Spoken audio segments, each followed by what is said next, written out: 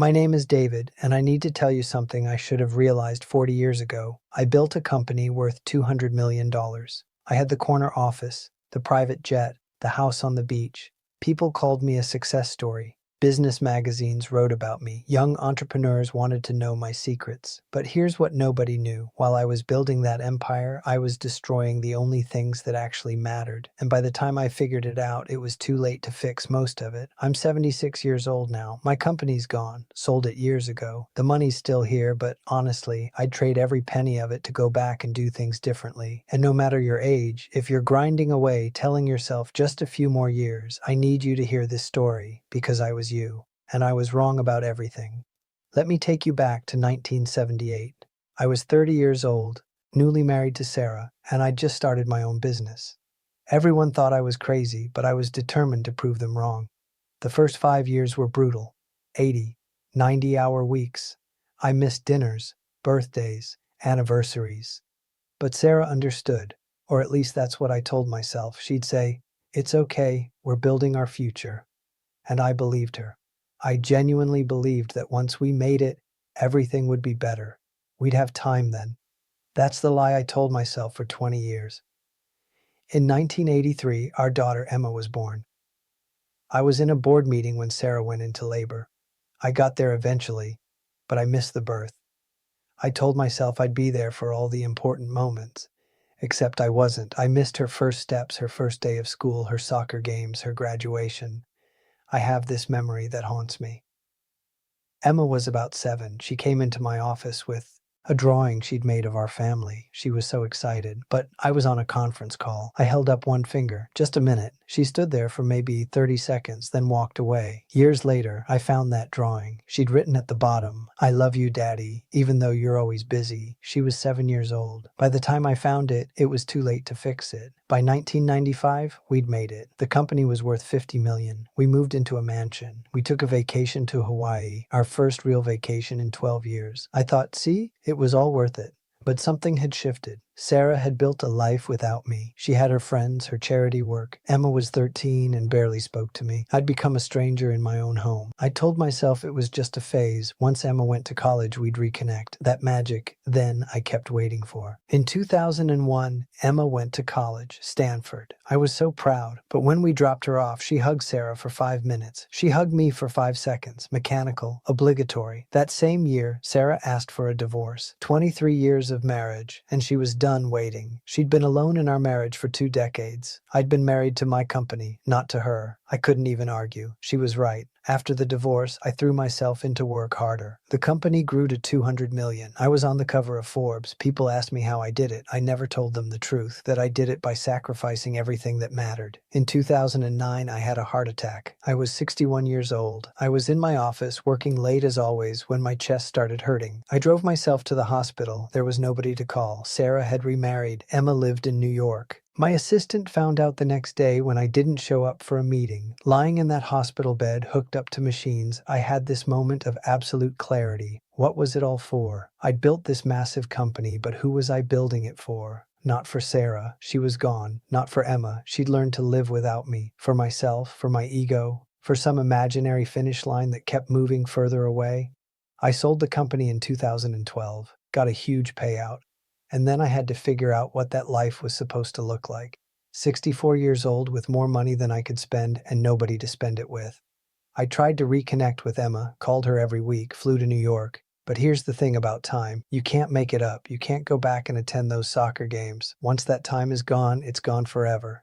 Emma's civil to me now. We have lunch sometimes. We talk on the phone, but we don't have what other fathers and daughters have. We don't have inside jokes or shared memories. We're cordial, pleasant, but we're not close. And that's on me.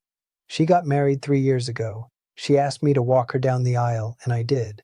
But when she gave her speech at the reception, she talked about her mom, about how Sarah had been there for everything, how Sarah had taught her to be strong, how Sarah had shown her what it meant to be a good person. She thanked me for coming.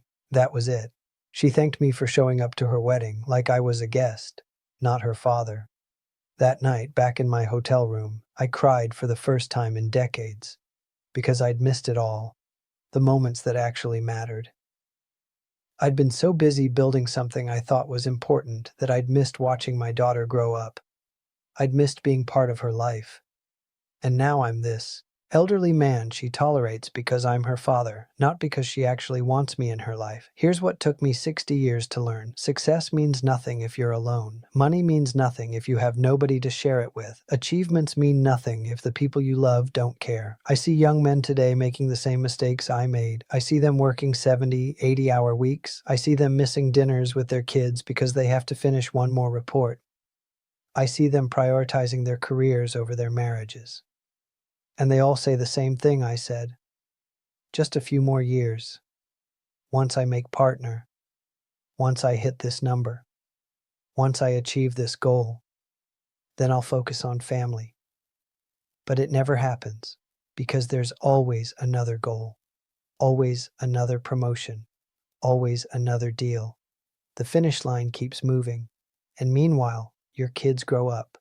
Your marriage falls apart. And you wake up one day as an old man with a bank account full of money and a heart full of regrets. If I could go back and talk to my 30-year-old self, here's what I'd say. Your company will survive if you leave at 5 o'clock. That meeting can wait until Monday. That email can be answered tomorrow. But your daughter's childhood won't wait. Her soccer game is today. Her school play is tonight. And once those moments pass, they're gone forever. Work will always be there. There will always be another deal, another project, another crisis that feels urgent. But your kids won't always be kids. Your wife won't always wait. Your parents won't always be here. The people you love, they're on a timer, and you don't know when that timer runs out. I've got more money than I'll ever need. I've got investments and properties and a retirement fund that could support 10 people for a lifetime. But I'd trade it all. Every single penny for one more day with Emma when she was 7, for one more evening with Sarah before I pushed her away, for the chance to show up and be present instead of always being somewhere else. You know what's funny? Nobody at my company remembers me. I sold it, and they brought in new management, and within 2 years, it was like I'd never existed. The deals I worked so hard on, nobody cares anymore. The achievements I thought were so important, they're footnotes in old business journals that nobody reads. But Emma remembers. She remembers every time I wasn't there, every missed birthday, every broken promise, every time I chose work over her. Those memories, they're permanent. They shaped who she is. They defined our relationship. And I can't undo any of it. I'm 76 years old now. I live alone in a condo by the beach. I've got more time than I know what to do with. I read, I travel, I volunteer, but mostly I think about what could have been. I think about the life I could have had if I'd just understood that success isn't measured in dollars or deals or square footage. Success is measured in relationships, in presence, in love. So if you're watching this and you're working late again tonight, I need you to stop. I need you to close your laptop. I need you to go home, be with your family, have dinner with your kids, watch that show with your spouse, be present, be there. Because I promise you, 20 years from now, you won't remember what that report said, but you'll remember whether you were there for the moments that mattered. And if you're thinking, but I'm different, my situation is different, I'm building something important, I thought that too. Every man who makes this mistake thinks he's different, but we're not. We're all the same. We all think we have more time than we do. We all think family will wait. We all think we can make it up later. You can't.